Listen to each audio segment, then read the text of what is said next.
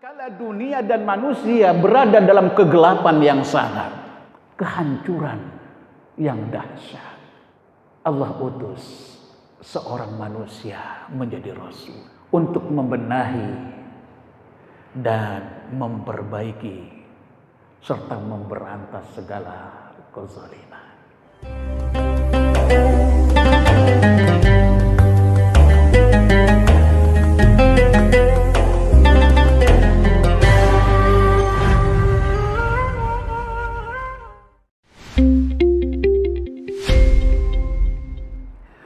Kemudian setelah adanya satu kevakuman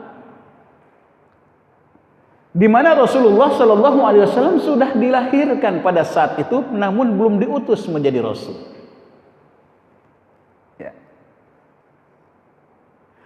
Tibalah saatnya ketika Rasulullah Shallallahu Alaihi Wasallam sampai pada umur genap 40 tahun. Usia yang sempurna, usia yang matang, usia yang stabil dalam ukuran kehidupan seorang manusia.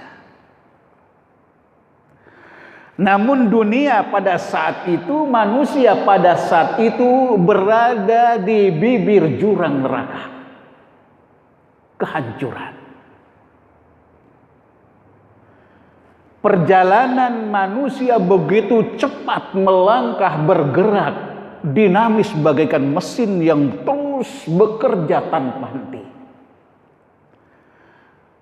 menuju kepada kebinasaan, kehancuran. Maka pada saat itu datanglah satu kabar, berita yang menggembirakan dengan adanya secercah harapan untuk menikmati suatu kebahagiaan yang dirindukan oleh orang-orang manusia pada umumnya, khususnya di zaman itu, yakni tibanya saat bi'tsah, yaitu utusan diangkatnya seorang rasul yang dapat mengemban amanat suci, membawa risalah kenabian dan kerasulannya yang diharapkan oleh semua orang untuk merubah suasana, merubah situasi dan kondisi dari hiruk pikuk kehancuran, kekufuran, kemunafikan, kehancuran akhlak dan moral, menuju ketenangan, menuju ketentraman, menuju kebahagiaan, menuju keselamatan dunia dan akhirat. Sudah menjadi sunnatullah, di mana tatkala dunia dan manusia berada dalam kegelapan yang sangat, kehancuran yang dahsyat, Allah utus seorang manusia menjadi rasul untuk membenahi dan memperbaiki serta memberantas segala kezaliman, segala kegelapan itu sendiri. Hadirin, kegelisahan menyelimuti relung hati sanubari Rasulullah Shallallahu Alaihi Wasallam. Terlebih-lebih ketika Rasulullah melihat dengan mata kepalanya sendiri, menyaksikan kejahiliahan kaumnya, menyaksikan hurafat cerita-cerita yang tidak berdasar, yang jauh dari kebenaran, merasuk mendarah daging menjadi gaya hidup manusia pada saat itu. mereka meyakininya sebagai satu kebenaran. Belum lagi Rasulullah menyaksikan betapa banyak kaumnya pada saat itu. Mereka membuat patung-patung dengan tangannya sendiri. Kemudian patung tersebut dijadikan sebagai berhala, dijadikan sebagai sesembahan, dan dijadikan sebagai Tuhan. Kalau kita lihat di dalam sejarah sejak zaman Nabi Ibrahim alaihissalam, patung yang dijadikan berhala sampai 360 itu ada di sekitar Ka'bah. Padahal patung-patung itu tidak bisa bernapas, tidak bisa bergerak, tidak punya nyawa, tidak bisa memberikan manfaat dan madarat. Tapi justru mereka puja sebagai Tuhan. Ada yang terbuat dari batu, ada yang terbuat dari semen, dari tanah, bahkan ada yang dibuat dari makanan. Dia sembah itu patung yang terbuat dari makanan. Setelah berjalan melewati waktu yang panjang, dia lapar, kemudian dia makan itu. Karena patungnya terbuat dari makanan, dari roti. Akhirnya terbitlah bimbingan dan hidayah dari Zat Sang Maha Pencipta jagat alam raya ini.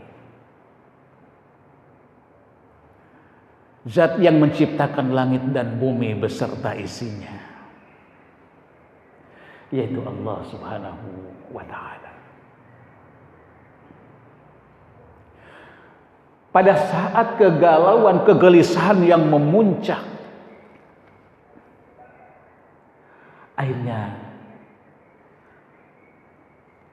terjadilah sesuatu gejolak di dalam hati Rasulullah. Sesuatu yang mendorong jiwa Rasulullah, menggerakkan hati nurani dan juga fisiknya. Rasulullah senang menyendiri. Tidak ada satu perbuatan pun yang disukai oleh Rasulullah pada saat dan situasi itu kecuali menyendiri seorang diri. Pada saat itulah Rasulullah Shallallahu Alaihi Wasallam sering meninggalkan kota Mekah, sering meninggalkan rumah.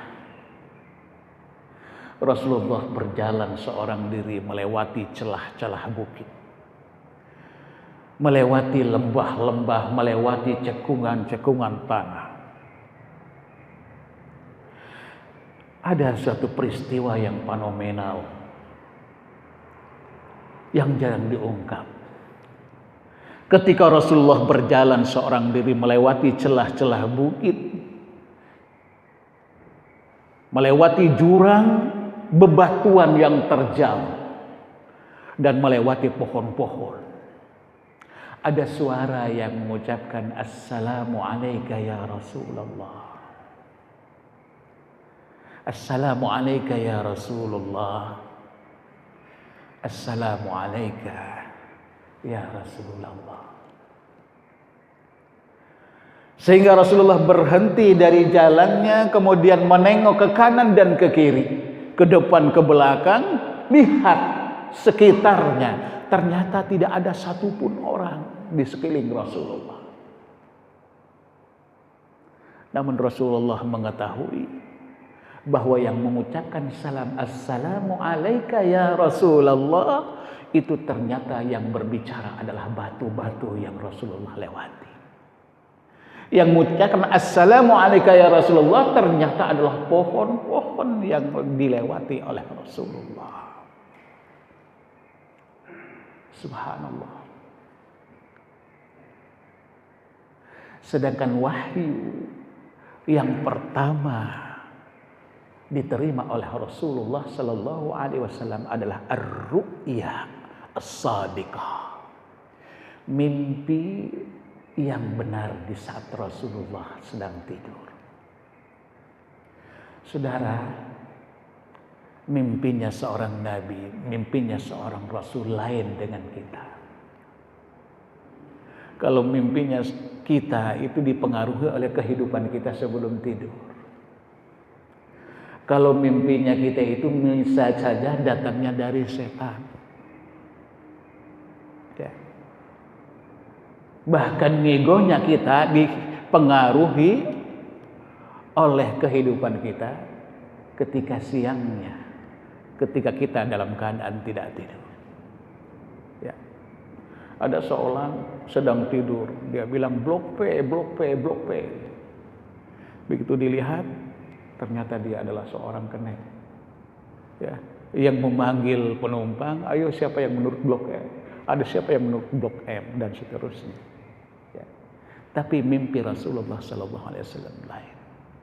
Kalau kita sebelum tidur langsung blok tidur begitu saja, tapi kalau Rasulullah tidak begitu.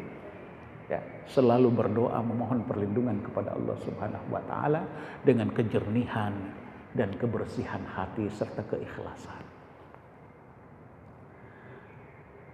Apa yang dilihat oleh Rasulullah sallallahu alaihi wasallam ketika beliau bermimpi, tidak ada satupun yang dilihat oleh Rasulullah kecuali adalah cahaya yang begitu jelas, begitu terang benderang, seperti cahaya datangnya di waktu salat subuh di ufuk timur. Saudara, tempat yang paling disukai oleh Rasulullah ketika menyendiri adalah sebuah gua yang ada di Jabal Nur. Itu 5 kilo kurang lebih jarak antara kota Makkah dengan Jabal Nur. Di atas ada sebuah gua yang biasa dikunjungi oleh jamaah-jamaah Indonesia, Pakistan, dan jamaah yang lainnya. Gua yang tingginya setinggi kita berdiri. Ya. Sering Rasulullah datang ke situ membawa perbekalan secukupnya. Ya. Sampai tibanya waktu di mana beliau bertahanus berkhalwah menyendiri tidak berteman setelah yang melewati waktu yang dengan makhluk-makhluk, hanya berteman dengan Allah Subhanahu wa taala. Di situ Rasulullah berdoa, beribadah menurut cara ajaran Nabi Ibrahim alaihissalam. Agama yang dibawanya, agama yang lurus, agama yang murni, agama yang mengajak umat manusia untuk mentauhidkan Allah Subhanahu wa taala.